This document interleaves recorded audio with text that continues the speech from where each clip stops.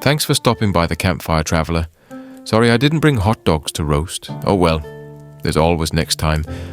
Oh, you've got some? Wonderful. Well, while you get them ready, let me tell you a story. Hope you like scary ones. For this tale, we look to the stars and the future. I was in the galley nursing the last cup of real coffee when the beacon started screaming. It came through the comms like a bone saw against metal, a jagged, ugly noise that made the lights flicker and the ship's AI cough out a warning in its usual bored monotone. Unidentified distress signal detected. Priority 1 protocol engaged. Great. Just what we needed. I glanced at Captain Holloway, who was sitting across from me, reading the same dog-eared paperback he'd had since Luna Station. He didn't even look up. Murphy, shut that thing off before I go deaf, he said, thumbing the page over. Murphy, our comms officer and resident pain in the ass, was already at the nearest console, tapping furiously. Not me, Captain. This thing's running on auto. I can't stop it. Holloway sighed like a man who had been woken from a good dream. He set the book down and got to his feet, rubbing his face. All right. What the hell are we dealing with? Murphy brought up the readout. The coordinates floated in front of us in dull blue holographics, but I didn't need to see them to know we were about to have a problem. I could feel it. Ship's called the Red Wake, Murphy said.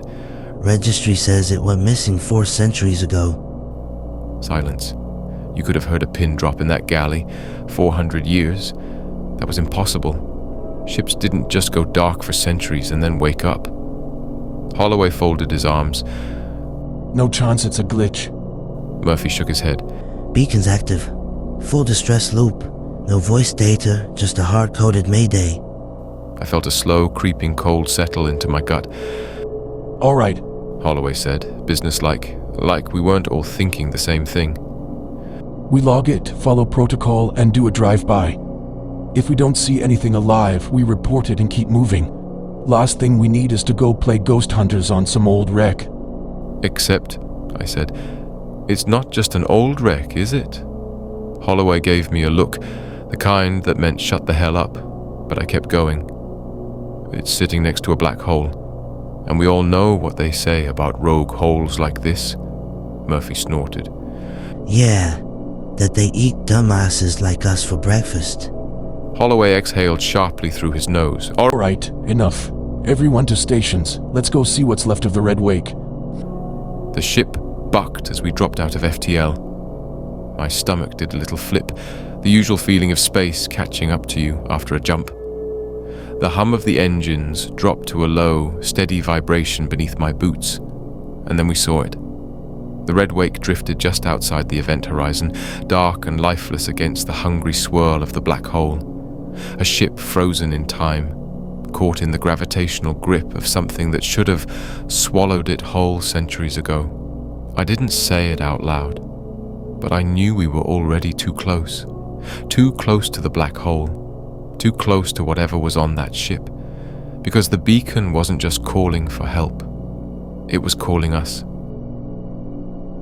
There's a moment when you realize you've already made the mistake.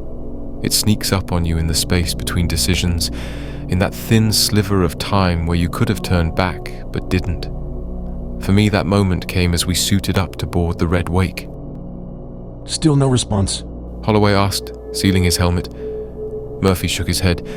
Nothing. No movement, no power signatures except the beacon. If there's someone alive in there, they're not answering.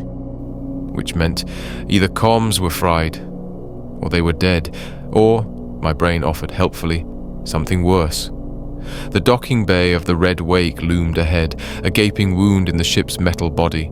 The exterior was intact, no visible damage, no signs of violence. It was just floating, waiting. We mag-locked onto the hull, ran the standard pressure checks, then cycled the airlock, and the door opened. Just like that. No emergency overrides, no security protocols, just a quiet hiss and then a yawning black corridor stretching into the belly of the ship. Murphy muttered. That's not weird at all. We stepped inside. First thing I noticed, the smell. Even through my helmet, my gut told me something was wrong. Ships that had been dead for centuries should smell like dust, rust, and stale air scrubbers. This one smelled clean, like the filters had been running yesterday. The second thing I noticed was the silence. No hum of engines, no static crackle of dead comms, no distant groan of metal settling under gravity fluctuations. Just nothing. I glanced at Holloway. He was scanning the bulkheads, his expression unreadable. Life support's running, He said. Lights are at minimal power. But this ship isn't dead. Murphy's voice came over the comms. Then where the hell is the crew? Good question. We split up. Murphy and I took the bridge, while Holloway and Patel, our engineer, went for the reactor core.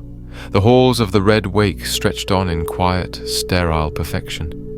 The lights flickered in places, casting odd, shifting shadows, but otherwise, everything was intact.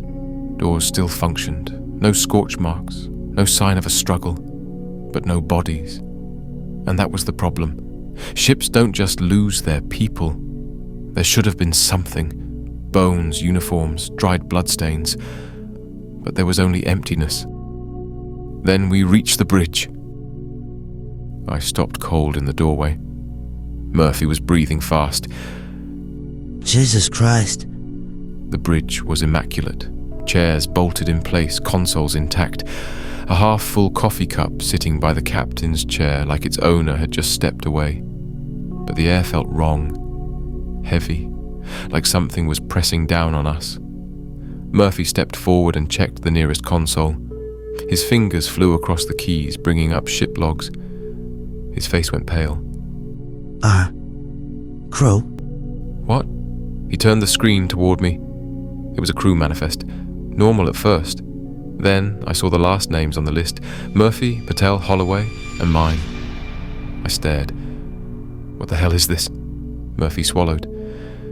It's dated 376 years ago. I felt a chill slither up my spine. That was impossible. Except I turned, staring at the bridge again, at the clean surfaces, at the undisturbed chairs.